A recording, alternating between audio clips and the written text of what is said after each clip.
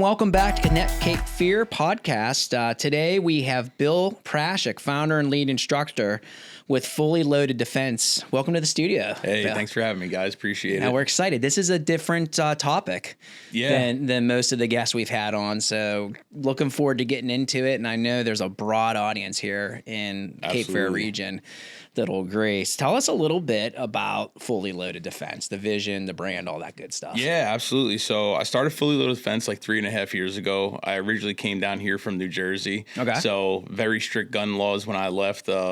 Barely own a gun at that point. Came down here and I took a concealed carry course. And the instructor actually said, like, hey, like, you would be really good at this. I was just like, what? And he was just like instructing. I was like, I'm allowed to do this? I was like, I'm not a cop. I'm not like military. Right. I'm just a civilian. And I was like, I shot guns my whole life. You know, I know the deal. But he was like, no, like the way you were helping out other students, like you would be really good at this. Like, this is how you do it.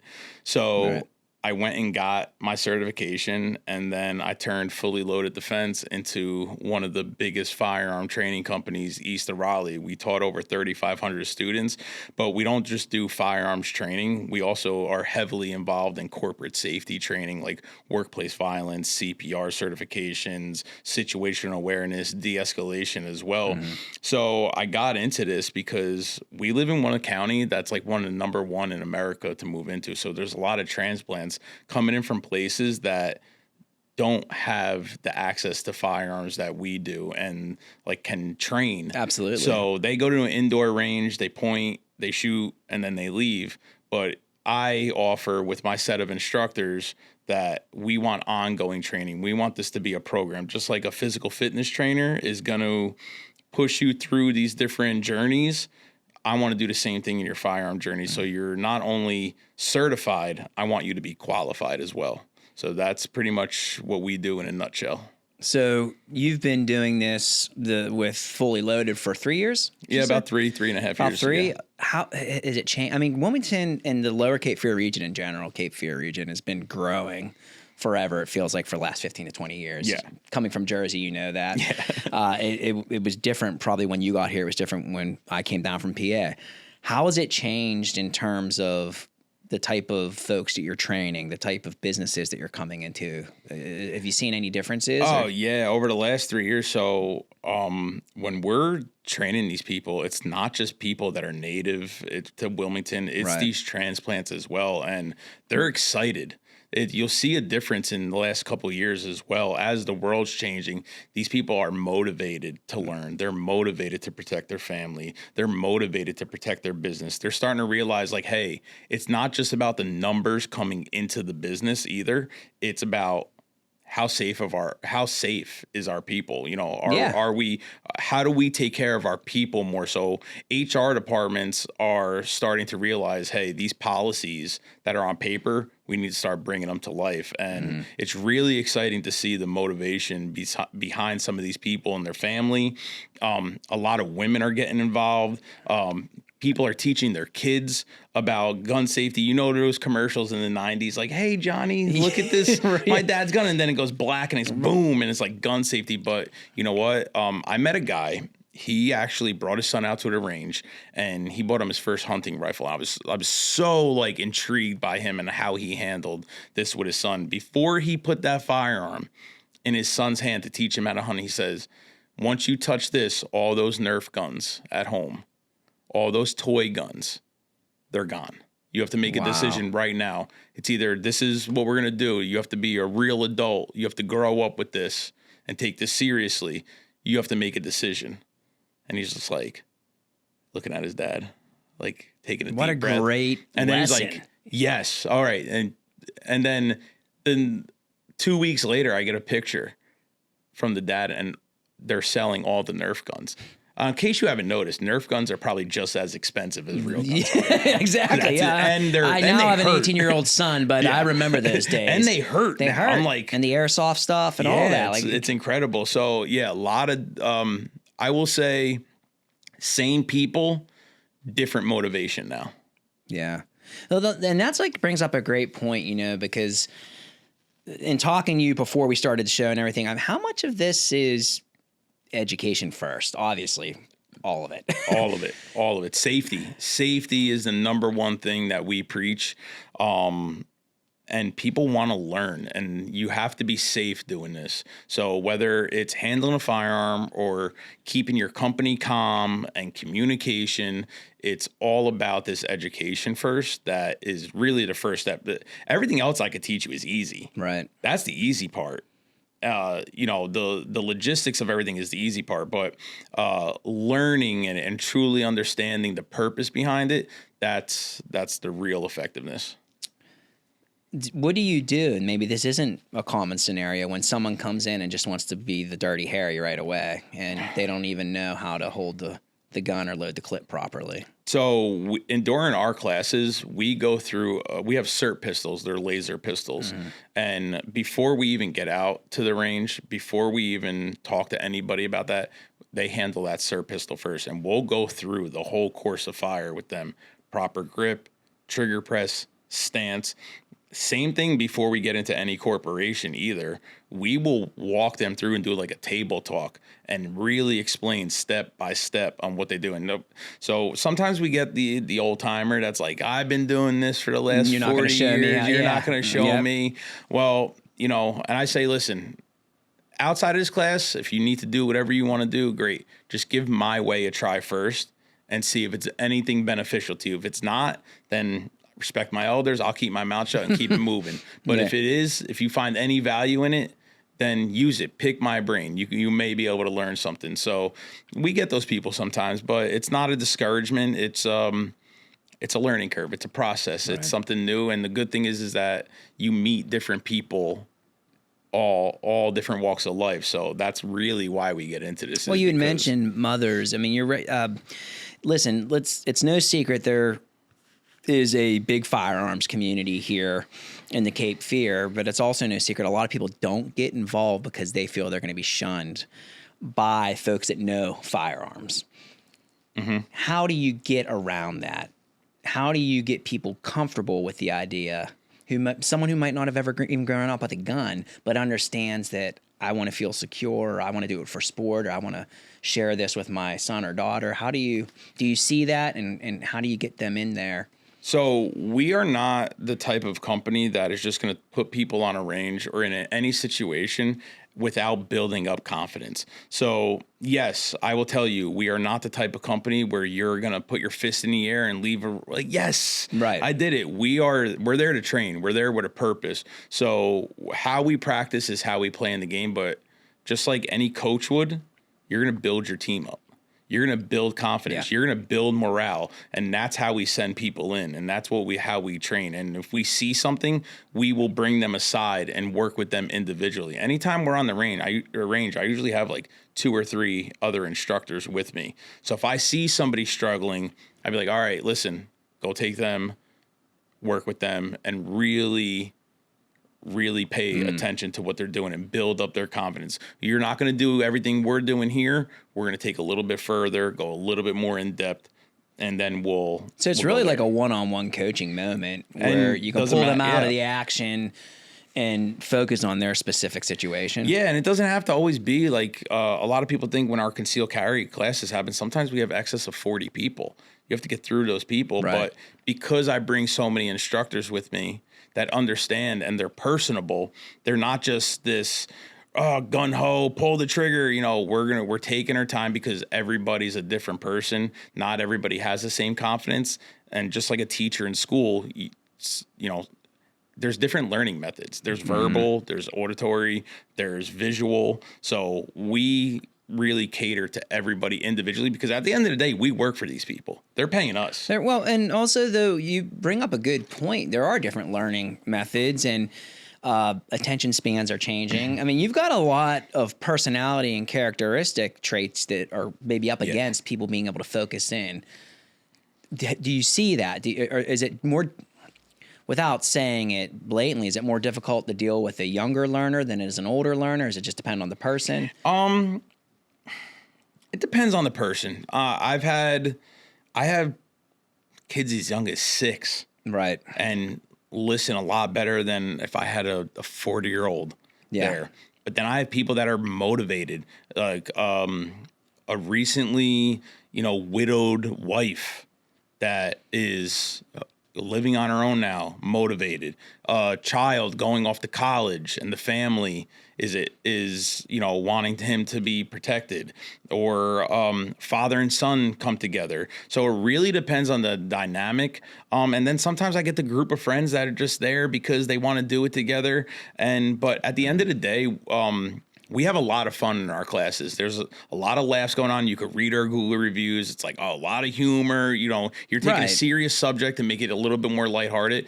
But everybody knows once we get on the range, that the buck stops there. Well, you probably, listen, there are some stereotypes. You probably have to break down the walls around firearms. Yeah. Particularly for folks, and I mentioned it a moment ago, and I can relate to this. I didn't even get into shooting till just a while ago, but I grew up around guns. Yeah. I had my uncles hunted and all that. But I had to relearn what a firearm meant and really kind of run through the lens of, for me, it was like, I should know how to handle one. Yeah.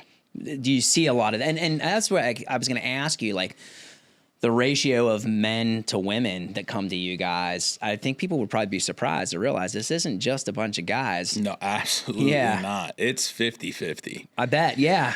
It's 50-50, and usually it's the wife dragging the husband to the concealed carry class now. Really? Yeah, absolutely. We get more and more women coming into our classes, and the husband's coming along, or now the husbands are like, hey, I already have my concealed carry, but I'm just going to come to class because I'm going to come support my wife. And that's great. Yeah, share the doing moment. it and doing something that is something of that nature together is awesome. And you see it.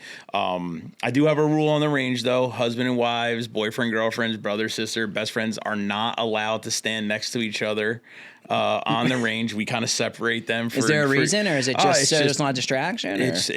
It's conversation, and you're more likely to turn towards your friend and that's great unconsciously accidentally flag someone. So we separate them. You see it once, you see it twice, and a third time you never make the same mistake again. Right. So I don't allow relatives to stand next to each other because, like I said, if me and you were sitting here talking and I'm boom, boom, hey, did you see that? And then they don't even realize it, because it's so innocent of, hey, look at this, we're having a great time. Right there, you have to be within this window of you and your target and where your muzzle is. And that's the same thing when we're doing like corporate safety training. I don't put people in the same group in demonstrations simply because they take it more serious when they're not around their friends. They'll be like, somebody might roughhouse a little bit more. Right. Somebody might take the training a little bit more. Somebody may not be paying attention a little bit less. So we want to make sure everybody's gaining the most out of this as possible. So there are little cues that we have to look out for, and separate some things in order to make sure that when you come in, that you're leaving with the knowledge that we expect of you and a standard that we hold to our instruction. Because if you go out and do something wrong or not efficient enough, and then you say, oh, well, we learned from those guys. Well, we have a very high standard on how we let people leave our class. When you're doing the corporate training, because that part fascinates me. It's, we were talking earlier before we started the actual podcast, and you said that's an area that's really blowing up. Absolutely. And is there a certain size group that you guys, like, what are your rules and regulations for that? Like, small business, large court, like, tell me a little bit about what that looks like. There's a lot of these companies like this all around, and you get like these Fortune 500 companies that have companies like me on retainer. But I'm a small guy. You know what I mean? My company's not that big. So I still will cater. I'll cater to anybody. You give me a Fortune 500 company, I'm going to go do it. Yeah. But you give me a company that has 50 people, I'm going to go do it. If you tell me there's a little real estate firm with 5 employees in it, well, they deserve the same protection anybody else does. They deserve the right to have the same training anybody else does. I'm going to go do it. It's our community. You know what I mean? So, like, yes, do I do this all over the state? Do we have people that call us all over the country? Yes, but I live here. So I walk into these businesses. These are services. We're supposed to help each other in community. So I'm not going to neglect the smaller company just because they can't pay as much. We train a lot of churches in the area too for like church safety and security. And there's a couple churches out in like the Burgaw area that are 25 people in a congregation. They can't afford what we do. Yeah. So we do it pro bono. Like safety is more important than a dollar sometimes. Well, you can hear the passion in your voice. Yeah. That's the thing. And being a kind of a part of, well, not being kind of, but being a part of the community, to hear that's a pretty big differentiator to hear that from a weapons training. Yeah. Again, everybody deserves safety. Everybody deserves to feel empowered and taken care of and safe. And, our sheriff's department does a lot of, different groups. They just have like a citizens academy to do this, and they do their part, you know what I mean? But they're severely overwhelmed because our area is blown up so much. And how do you keep up with the demand? You could see even the traffic over the last few years, and the infrastructure itself is they're people too. They only have so much in them. So it's up to us as citizens to also protect each other and look out for each other, because you look at stuff all across America, people are pulling out their phones and videotaping. You saw that girl in Charlotte. You have 27 different angles. I didn't see anybody running for help. It's a standby effect, So as a community, we should be stepping up for each other. And that's really what we want to preach. It's not carry a gun, do this. I want to say, like, when you see somebody in need, help them. Actually, I was just going to get into that. Like, what's one of the big misconceptions you see when you introduce yourself and you say, this is who I am and this is what I do and this is my business? Do you get pushback from some folks? Do you? Yeah. And I know it's kind of it's kind of controversial question, but I'd be foolish not to ask it because it happens, right? Yeah. There is a stereotype over it. I get a lot of people that ask me, well, you obviously law enforcement or military. No, honestly, I'm not that brave. They also think that, like, it's just this gun wielding guy. And I'm like, no, but listen, I know some really intriguing, smart, tough guys that been through hell and back. You would never even know it. And they're calm, they're happy, they're fathers, they're people in the church, they're dancing with little kids in the parking lot and showing them the ropes of things and playing catch. This you would never know, but there's a stereotype because, like, what movies put out and TV shows put out, that's not how life works when you have a firearm. Anybody can do it. I'll tell you, I trained a lady in real estate, and she had somebody break into her house, and she lived in Oak Island, and she came face to face with her assailant. She was terrified, absolutely mortified. We put a firearm in her hand. She pulled the trigger once. She broke down crying. Like, it all came back to her.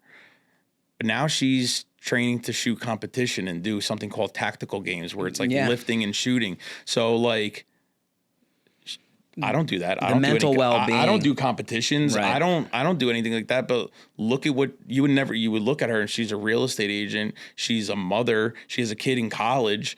You would never think, like, but I'll tell you right now, she carries every day. She goes to competitions. She does what she needs to do. And she's just like anybody else. So there is a stereotype, but like I said, people are breaking that wall down more and more every day. Yeah, I see it too. And I have a lot of friends that are firearms enthusiasts, and they enjoy it for sport. Yeah. And one of the wisest gentlemen I've known for well over a decade now, and he told me, he said, listen, this is the goal of this thing, or the role of it, is to put as much distance between my family and the assailant.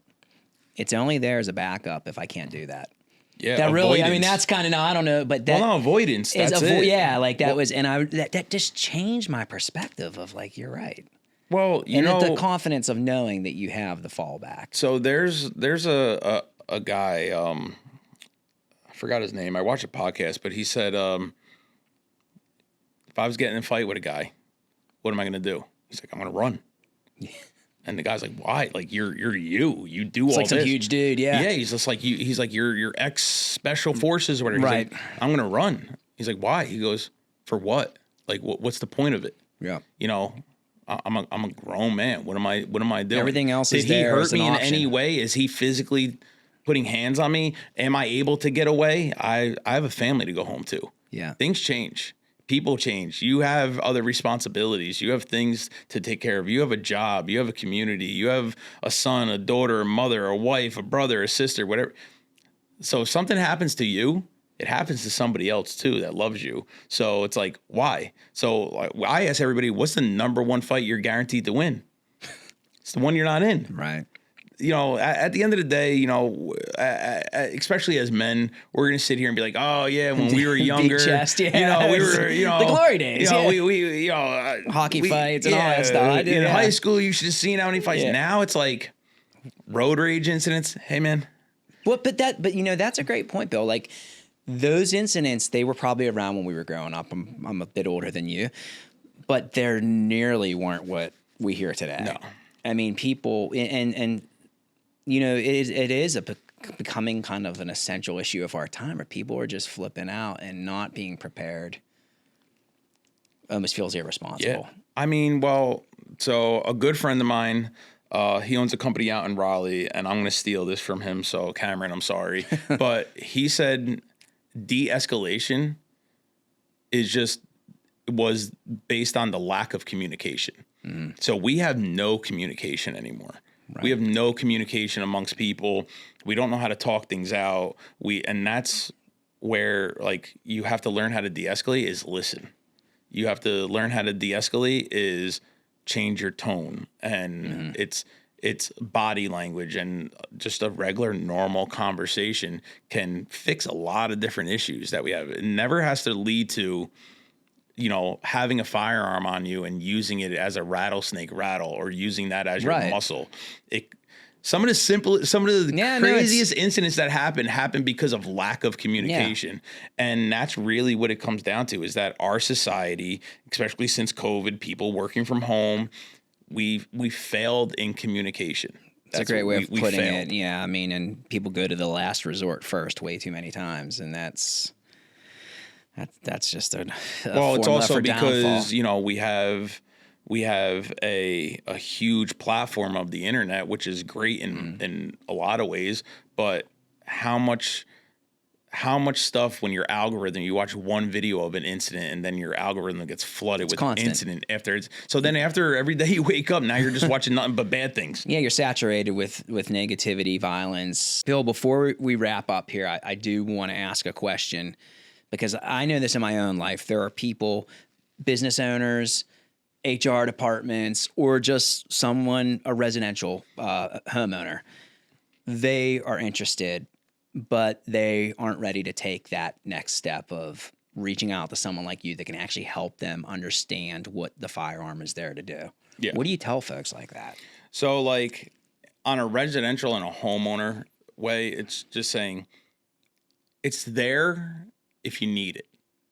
It's there if you need to protect your family. Because if somebody's breaking your house at 3 o'clock in the morning, they're not there for biscuits and cookies. Yeah. You know, especially with 57% of residents in North Carolina having a firearm, you're more than a 50-50 shot walking into somebody's house of them having a weapon. So I would say it's there if you need it. Train, because it's a tool. This is a tool to protect yourself. And then for corporations, I deal with a lot of corporations that say, well, it'll never happen to us. We have this in place. We have this on paper. Well, during the first 60 seconds of an incident, communication breaks down. Nobody knows what they're doing. Leadership hasn't read the policy yet sometimes. So there's a big thing over the years. They put in run, hide, fight. That's the big thing. If there was an active situation okay, where do you run? Where do you hide? How do you fight? So we teach that on how to run away. What's the best places to hide? Where do you lock down? And how do you fight back together? Right. 5 people attacking a situation versus 1 person is different. It doesn't have to be anything active violence either. It could be a medical condition. It can be a small fire. It could be a water leak. It's something that's disrupting the workplace. How do you handle it as a team? Because first responders during a workplace incident usually show up after the incident's over, not ever do they show up during, unless it's an ongoing long-term thing. But most incidents in America happen within 3 to 10 seconds. That's and then just crazy. And then it's over. So it's fast. So those first 60 seconds, they matter on who's keeping calm. Again, back to communication, who's communicating properly, and what is the procedure happening? Did you practice this? And even at home, me and my wife, we role play as far as like, if somebody broke in here, what do? Right. You find a stronghold, get on the phone with 911. This is what we do. Anytime, if you were ever sitting in a restaurant, if this happened, would I do this? Would I do that? If I was in a movie theater, if somebody came in this door, would I go there? That's role playing, and that's you're building your subconscious. So if you ever do have to react, that's not the first time it's ever happening to you, because you already played it in your head. So that's what we tell companies all the time, is saying, use us as a resource, use us as a tool. Let's bring your policy to a hands-on practical application and not just leave it on paper. Because I mean, I'll be honest, I've been hired by a bunch of different companies before I did this. Have you ever read the employee handbook? No. And I own a company. I probably don't even know what's in my employee handbook sometimes. Seriously, you know what I mean? No, because you just count on it to be there. Well, and then, but then you look elementary school, how many times did they run you through a fire drill? No, you're right. I mean, and you're doing things that. But why does that stop as adults? We do it as kids. That's a good point. Why? Because we think we know better? No, I think you make a really great point, is that, I think we get complacent. Yeah, right? And that's what it is. We look towards, because we put titles above people's names, manager, director, that we automatically assume walking into the place that people know what they're doing. They know what they're doing for the title of their job. Right. But what happens outside of their job function? Do you know how to handle yourself? Do you know where to fire extinguishers? Who knows CPR? We're CPR certified instructors. So we go around to companies and teach people CPR. But do you know how to do it? Or are you waiting for the cops to dance through?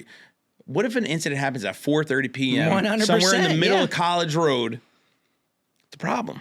No, that's not far from reality, because we've had stuff within the last couple of years happen in the community where first responders were activated, but it was hard to get to the place. And and it's a no fault of their own. And it doesn't necessarily have to be city. Firearms related. You mentioned a bunch of them right there. CPR, fire, all that stuff. Like, what's the game plan outside of your day-to-day duties if something hits while you're at work? Well, and we have an elder community here too. Right. Something happens, and then you have to step up. Can you save a choking child? Can you be a better neighbor? Yeah. Can you be a better neighbor? Can you assist? Can you just lend a hand? And are you capable of doing it? And we'll teach you that. And we bring a lot of different morals and views that typical companies aren't going to bring. Right. I want to say we kind of lead with love. You know what I mean? I love that, man. That's you got. Listen, I don't want to you know what I mean? Not sugarcoat it too much. Yeah, I'm just saying. But we'll get shirts made. I know I gotta I carry a firearm, beard, drive my truck and everything. But I'm gonna tell you straight up, we're gonna lead our training with love, because we actually care. You're sensible. You've got. Yeah, you can hear it, and I think the listeners can hear it in the discussion. This is not a typical, and if you came in with an expectation, hopefully it's changed. I mean, you hear a different perspective when you're looking at it from everything that can happen, why you need to be prepared. Now, you had told me earlier that you had, for the Connect Cape Fear audience who were listening to this particular podcast, that you had an offer to put out there. Yeah, absolutely. Your spotlight. Like I said, we are real big into the corporate safety training.